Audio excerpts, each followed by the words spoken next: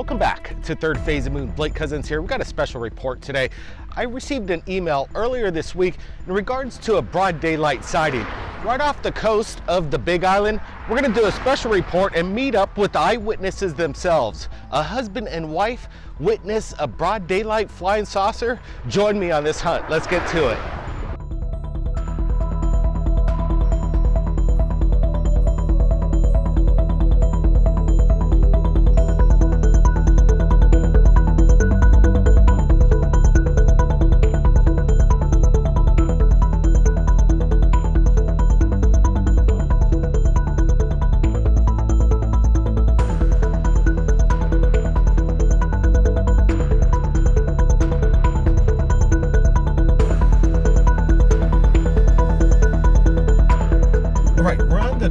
Coast, Hulalalai Hotel's just right over here. We're gonna not have the exact address where we're showing up. All right, we made it over here, and Alex is gracious enough to have us at his house. Hey, thanks for joining us.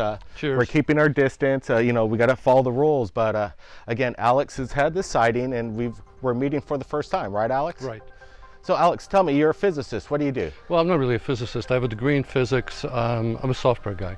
Okay, well, so you got some video you want us to see? Are you going to take us inside and we'll check it? I'm going to take you inside and show you where it happened. Oh, absolutely. This is what we exactly want from the people around the world. If you've got a story, get on the ground, do the shoot, and get to the people that shot the video. This is really important. Hey, thanks. Let's take it on inside. Okay, so you were out here when you got the shot? I was either out here or over there. Okay. So it just went right across. And in the video, you can actually see it go behind that tree. And that's where I sort of lose it.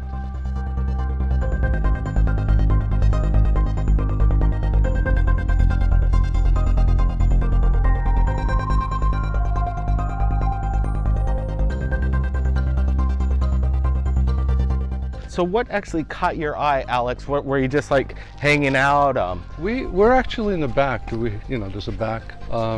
And we were sitting there and I saw something move across the sky and I had no idea what it was. It wasn't making any noise. And it just sort of continued eastward, spun around once, and I thought it was a balloon, but then it didn't look like a balloon. So basically I lost it in that direction somewhere. We're looking at the video right now. Everybody's taking a look at it. We're going to do some enhancements as well, but apparently you have a friend in the industry that did their own enhancements? Yeah, I have a friend who's a film editor, and I sent him the raw video, and I think one of the things that you had was that enhanced video. And I have a still that I grabbed out of the video, and that just looks very strange. The underside of that thing looks very strange.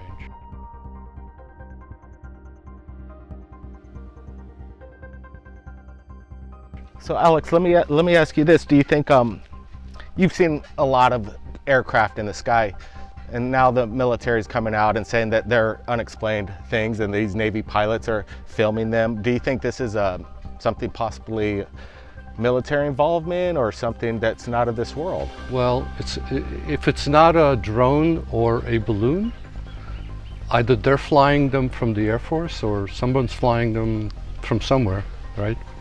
They're somewhere. They're showing up, so someone's flying them. Have you seen any kind of kind craft being here? You know, you're on the clearest skies in the world over here. Nothing for miles. The only thing I've seen a drone, and this wasn't a drone for sure. It just didn't spot like a drone. It didn't fly like a drone. If it didn't do that sort of flip over, I'd be really convinced it's a, metallic? A UFO, something or other. Yeah. Do you think how large would you say this craft was? Yeah, I have no idea. It's hard to say. It's hard to say. I didn't know the distance. I know two things.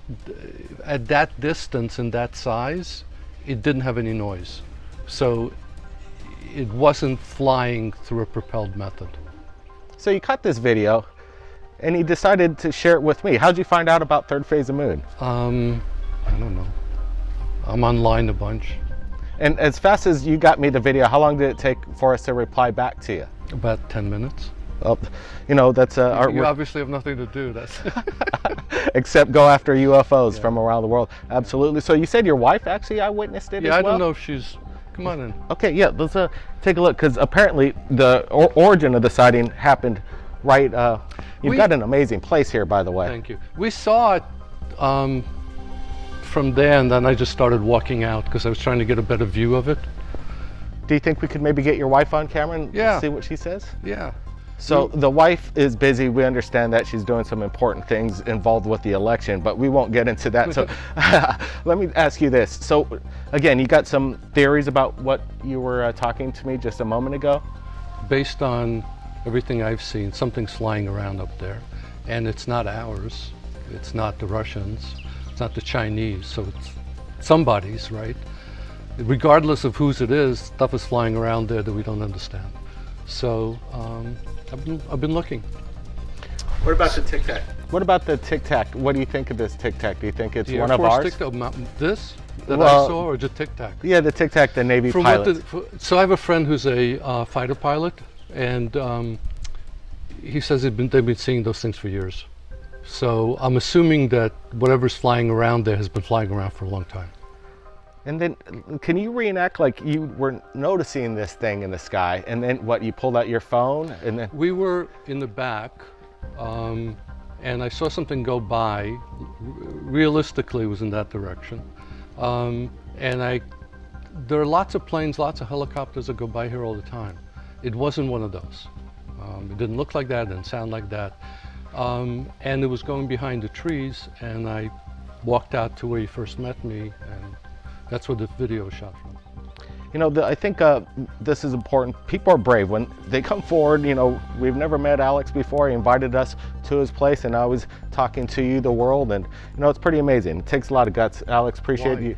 Why? Why does it take a lot of guts? Well, you know, you don't know, there's so much ridicule out there. People lose their jobs. They think you're nuts saying that there's UFOs out there. I couldn't identify it, and it was flying, so there you go.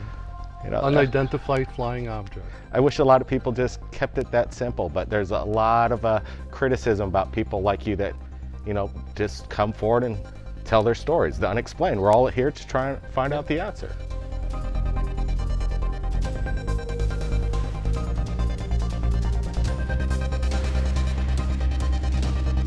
All right, Alex, again, thank you so much. And again, if anybody out there has captured anything amazing, reach out to us. We got our correspondents around the world. Let me know. My email is in the description. Now, I wanted to share with you this.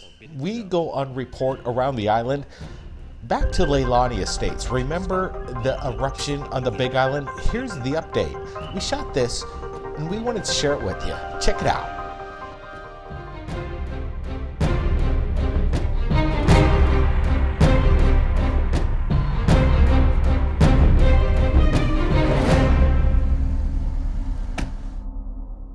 There's a lot of things to see around here. We're gonna get a look around. We're gonna get the cameras. Stay tuned. Third phase of moon. We're on a ride, Leilani Estates. All right, guys, we're back in the forbidden zone, Leilani Estates. The eruption is over, but there is still a lot of activity going on. And we have right here some unbelievable action going on. We have a new sulfur bank, and if you look very closely, that's the sulfur coming out. Wow. This is, it's alive, but it isn't. But look at the incredible colors coming in right there. The massive sulfur bank is still hot as all heck too. Look at how much heat's coming off of it. The steam is rolling. It just narrowly, it looks like it took out a house right here to the left. If you look to the right, this house just barely survived the action here, but wow. Incredible footage coming in from Leilani Estates. People have been asking us right here at Third Phase Moon. We want to get more updates in regards to what's really going down here behind me. And let me tell you, there's still a lot more activity happening. We're going to take a look around. Come on, guys, let's do it. Let's go.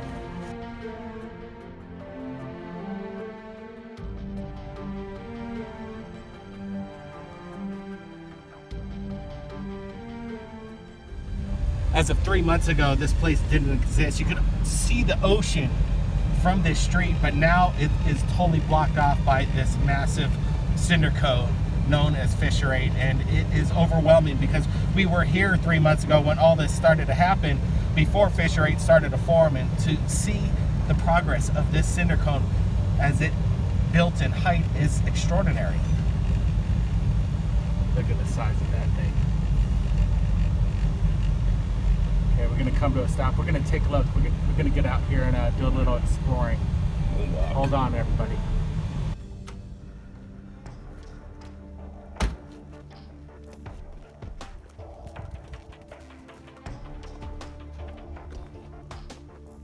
Look at the size of that thing. It really grew over these past couple months.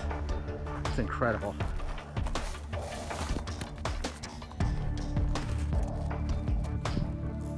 All right, I could already feel that the ground is very unstable. We can see that there's cracks that lead into deep crevices, and we don't want to fall into it. We see some parts of the trail that it's a new trail, and not all of it's been explored. But there's indications where not to step and step. But Brett, keep an eye out because I don't know, man. Sure thing. This place looks a little sketchy. Come on.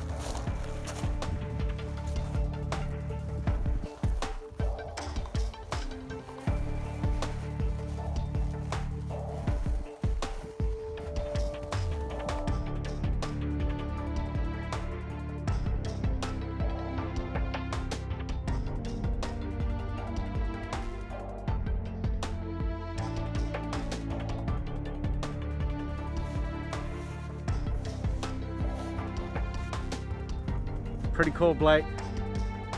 We got some more scenes to take a look at, so we're gonna leave Fisher 8 at the moment. Yeah, there's a house over here that totally felt the effects, unfortunately, and yeah, it's very sad. A lot of people lost their homes. Over 500 homes within the area.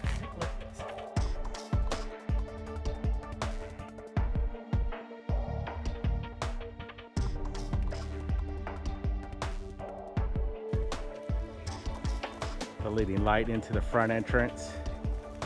Devastation everywhere. Used to be a very beautiful home. Here's some remnants back there. See one of the structures. Got a satellite back there, a dish. Very unfortunate.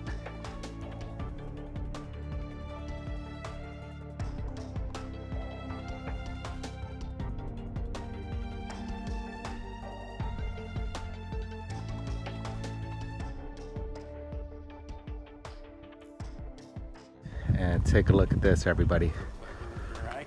Fisher 8. Come back for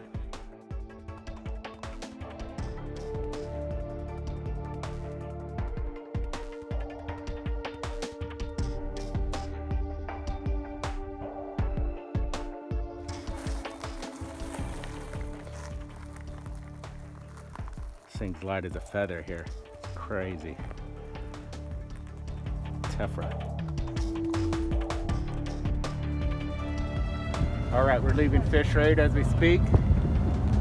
And we're gonna take a little bit more look at the devastation all around us. What do we got, Blake? There's a house over there. Look at all the tephra on the roof.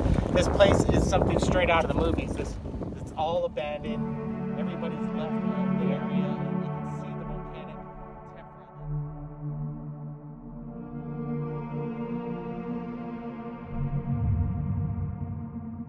tephra. All right, we see a little action pulling up. Saw something, it's a little steam. Yeah, so they actually say that the volcano has ceased on the eruption, but the effects are still continuing, as we can see right here. We're going to get a closer look. Wow, look at that, Blake. Yeah, look at this. That's insane, everybody. Wow, a lot of activity going on here. You know it.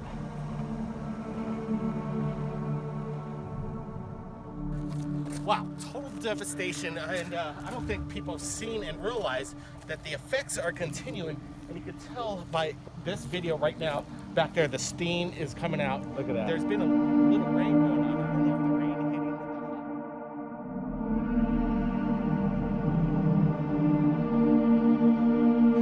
hitting. Take a look at that, everybody. Another cone.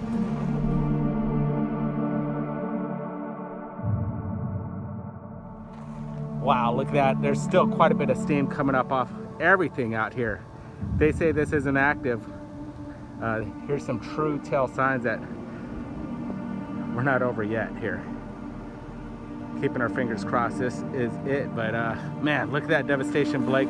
Well, I thought that we wouldn't see much activity, but this is kind of surprising me. From what we're seeing back over there, another little mini cinder cone, but you can see a lot of sulfur coming off of it as well. And to the left, there's a lot of steam and activity over there.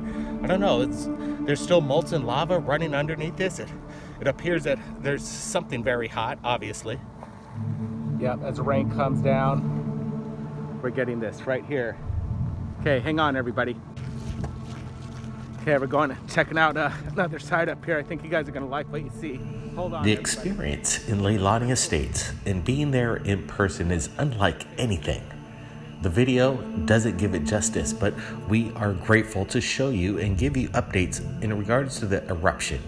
Has it stopped, or is this just the beginning of things to come? Well, we wanted to get answers, and that's why we're showing this to you right now. We were able to get into Leilani Estates today via our friend down there. There's still checkpoints, and they are IDing people exiting and entering the place, but we were able to get unprecedented access in regards to activity. And let me tell you, I do believe the activity hasn't stopped due to the fact of what we just discovered today on location. There is still no reports really in the major media about what is going on. And I know Brent was there with me, and it was quite overwhelming just to be in a place that 3 months ago was paradise. And we were there, and things have changed up dramatically. Yeah, quite a dramatic change, unlike anything I've ever seen or the world has. It was a privilege to get in there after basically about 2 months. We haven't been back, and wow, I gotta say, it was impressive of the devastation of what we've seen. But I gotta admit, the Hawaiians are strong and Puna is strong, and we're gonna see what's happening. I do believe there is lava still heated hot underneath where we're just at, Blake. Yeah, absolutely. Fissure 8, it is just incredible to behold as well, to imagine that this thing didn't even exist 3 months ago. It was basically the fastest growing mountain on planet Earth. And to step on basically has never been walked on before was overwhelming. So we didn't go very far. We're keeping it safe, and we suggest nobody get anywhere near this because you could fall in and you could get hurt very badly. Blake, that's a good warning to everybody out there. We're going to keep it safe. We got more footage that we want to share with you all. So, hey, stay subscribed because you're going to see something that the world has still yet to see. Thanks, Blake. That's right. Everybody, keep your eyes on the skies. Subscribe to Third Phase of Moon for more updates. We'll see you again next time.